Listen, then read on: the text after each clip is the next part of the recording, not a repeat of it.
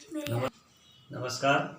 आज हम आपको कक्षा 9 में जो हमारे पाठ्यक्रम में है कैदी और कोकिला, जो स्वतंत्रता संग्राम स्वाधीनता आंदोलन उस समय की परिस्थितियों पर आधारित एक सुंदर काव्य है।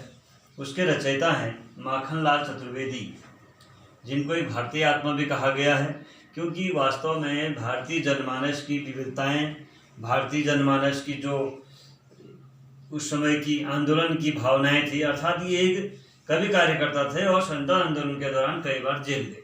तो इनके काव्य कर्म को देख करके कविताओं में इस प्रकार का भाव देखते हुए और इन्होंने एक भारतीय आत्मा के नाम से काव्य उस समय रचना भी की है, कविताएं भी लिखी हैं। तो इनका आज हम परिचय कराते हैं। जीवन परिचय। माखनलाल चतुर्वेदी,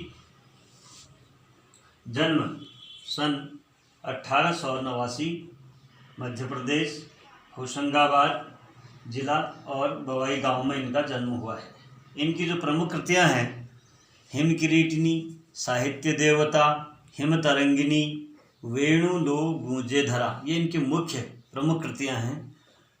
और आपने संपादन का कार्य भी किया है, तो आपके द्वारा संपादित पत्रिकाएं हैं प्रभा, कर्मवीर, प्रताप, और आपको जो है पुरस्कार में पद्म भूषण एवं साहित्य अकादमी पुरस्कार मिला हुआ है। आपका उपनाम, जैसे कि अभी हमने आपको बताया, एक भारतीय आत्मा, आपके काव्य कर्म को देखते हुए, और आपने इस नाम से कविताएं भी लिखी हैं। कई बार आप जेल गए हैं। मृत्यु आपकी 1968 में आपका देहावसान हो गया। विशेष आपके काव्य का विशेष, अगर हम आपके जीवन परिचय का, जीवन का विशेष देखें तो कई बार स्वतंत्रता संग्राम में आप जेल गए हैं। स्वतंत्रता संग्राम में आपने बढ़ चढ़ कर भाग लिया है, अच्छे अच्छे कविताएं दी हैं, और 16 वर्ष में ही आप शिक्षक बन गए थे।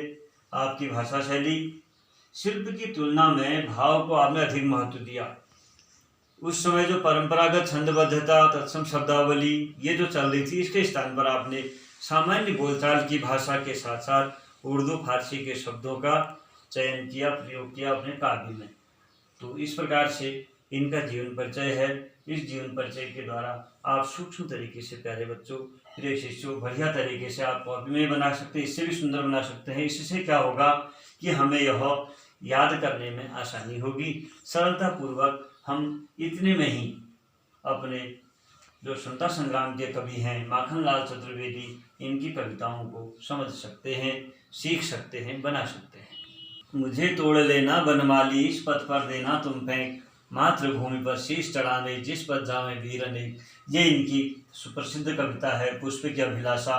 इस प्रकार से बहुत सारी ऐसी कविताएं लिखी हैं जो देश प्रेम, देशभक्ति और स्वतंत्रता संग्राम के समय समकक्ष जो हैं, उस समय अपने आप में एक प्रेरणा स्रोत करके कविताएं रही हैं।